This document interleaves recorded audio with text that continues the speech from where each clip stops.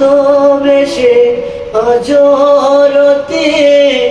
বেলালের মধুর আযান,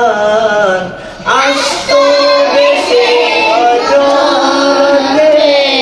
বেলালের মধুর আযান,